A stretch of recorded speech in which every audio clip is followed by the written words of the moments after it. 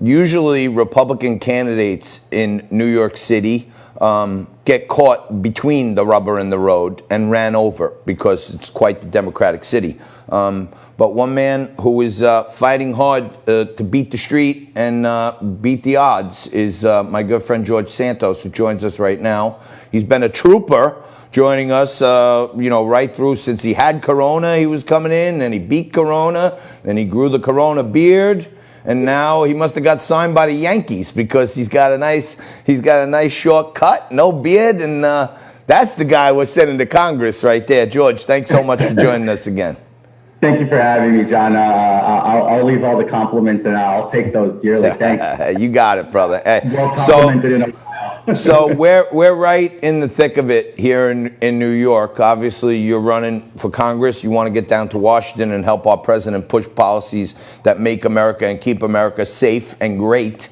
But we're getting a lot unsafer by the minute here in New York, George, as de Blasio and company cut $1 billion from our cops budget, and you got guys like waiting in line like Jumaane Williams, the public advocate, Corey Johnson, the New York City Council Speaker, who said $1 billion's not enough. They want more. How can we let this city get unsafe again, George? We'll put it this way. When you see publications like the New York Times reporting 64 shot, 10 dead, spike gun violence, alarms on edge, NYC, you really get a grip of we're in trouble, right? The Post also put up a notorious do something bill front page 2 days ago, just as they did for Dave Dinkins. And what really startles me is to see people like Jumaane Williams and also AOC saying $1 billion's not enough, let's give them real cuts, because she's allegedly saying that the $1 billion that they cut were only into overtime. She actually wants to see a reduction of the police force, not only a little quote unquote overtime cut. He wants to see the reduction of the NYPD by 30% at least to start. We reduced plainclothes police officers, and we're 2 weeks into this, 10 dead, 64 shot over July 4th weekend. I mean, this isn't the city we want to live in. This is a matter of a state of emergency now for safety. And it's not only for New York City. It affects Long Islanders. It affects people in New Jersey. It affects people in the lower parts of Southern Connecticut. Why? People commute into the city every day to work. The tri-state area should be up in arms with this and outraged with this budget cut. The city's unsafer. Gun violence is through the roof. And remember, gun violence through gang members.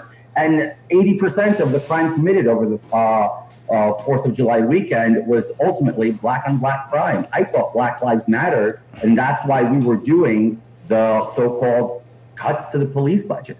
Yeah, I mean, it's getting so brazen now that they're just shooting people in broad daylight. I mean, we saw this horrible video last week of a father walking down the street with his son, or with his daughter, and a car pulls up, gun comes out the window. They shoot the guy in the head. The guy falls and dies. That was probably the most traumatic experience for me as a viewer. Can you imagine that child? And you know what's scary? You know what I found even scarier than that? You don't know what the backstory is. Nobody deserves to get shot in the head in broad daylight walking with their kid. But if you watch the video, the kid didn't run over to dad and stand over him like, "Hey, are you okay?" The kid ran. Yeah. There was this 5 or 6 year old kid knew that I'm in a bad area or a bad neighborhood and daddy's dead. I got to get cover. I found that bizarre that the kid was trained to run away from gunshots. It seemed like to me, So the new norms are getting scary around here. The anti-police stuff and. Joe Biden's even jumping on the anti-police. He's getting dragged to the left, whether he likes it or not. Joe Biden and his index cards, John. I really don't pay attention to him and his index cards in his basement because it's irrelevant. He's probably the biggest joke right now in U.S. politics, and he'll go down as the biggest joke in U.S. politics history. Who runs a campaign out of their basement reading index cards and can't even get his pre-recorded speeches straight? So it's to give him any coverage, I guess, at this point is just it's a waste of time. Let's make sure we talk about what is de Blasio going to do to comfort that child? What's Cuomo going to do? What is city council going to do? What's Jumaane Williams going to do to that family? There was another video that's circulating. A gentleman was, changing his tire on the sidewalk. Another guy walks by, looks at him in the face. I don't know the backstory. Shoots him 3 times in the head. And the guy just crops down and falls into his face against his car. And that was broad daylight, 3:40 something in the afternoon in the Bronx. Are we really going to live in a New York City of Mayor Dinkins? De Blasio should resign. We should take over the city and fix it. Yeah, George, I was talking about this last night. We had a Boost the Blue rally last night. We had a big rally in front of the 122 precinct here in Staten Island. People came out. We had like 500 people there, boosting the morale of the blue. People with, blue signs, NYPD hats, American flags, giving rounds of applause to the cops, chanting NYPD. And, I was walking around talking to a lot of people, and a lot of people were saying what you just said. And I had to point out to them to be careful what we wish for, because if de Blasio were to step down or be removed by Governor Cuomo, what many people don't realize, I'm sure you do, but the next in line is Jumaane Williams, who said $1 billion's not enough. And the next and then the next in line, if something happens to him, is Corey Johnson. Right? So, before you know it, as much as we hate de Blasio, what we really need to do in New York is we need to spend the next 18 months getting behind a candidate like John Katsimatidis, who's got friends on the left, he's got friends on the right, he's got plenty of dough. Everybody knows him. He's a great philanthropist. He's a great businessman. This city is going to be stricken for a while, and we need to have that moment in New York again where a Rudy Giuliani or even a Bloomberg can get back in as a Republican.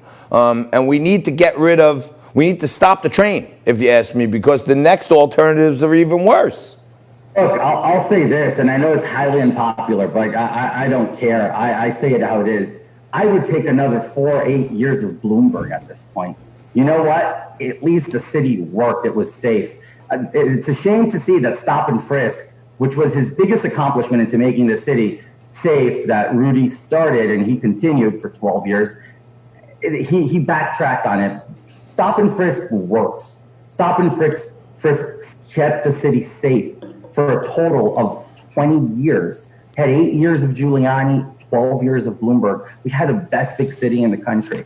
And here we are now back to we're comparing with Chicago crime statistics, and that's just not right. This is New York City. I'm not saying Chicago is less worthy than we are, but to go into that same ball game, Chicago's had a gang gun violence issue for decades, and it's chronic and it's never been fixed.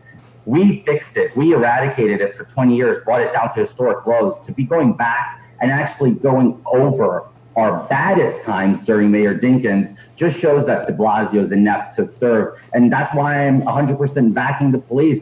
It's common sense. Backing the police isn't a political statement. It's common sense. They protect you. And as I say, to not have an interaction with a police officer is very simple. The bar's set really low. Just don't break the law. So I want to give you one gory tale. A friend of mine owns the Harry's restaurants here in New York City, all the different Harry's restaurants, and they have a number of different brands. And they just were allowed to open for outdoor dining, so they set out, Stone Street right outside Harry's. They put some tables out there, and they could finally start making some money. And, some people are sitting at the table. And a homeless guy just walks right up to the corner, pulls down his pants, and starts taking a crap in the middle of the street, right? And now, the guy, the owner, the guy's mentally unstable, so he goes over to some cops and says, hey, you got to do something about this guy. And they just look at him and say, listen, man, we can't do nothing. Right? So in New York now, you can actually just defecate in the streets.